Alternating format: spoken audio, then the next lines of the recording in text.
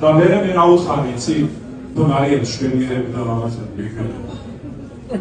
როგორც აი ეს შვენიერება და სინამაზე რეალებს სამაგეროში ვერაფერმა ვერ გატეხა რამდენი 1000 წელი და რამდენი საუკუნის წინ როგორც მთელი საქართველოს გატეხებას დახშუქებას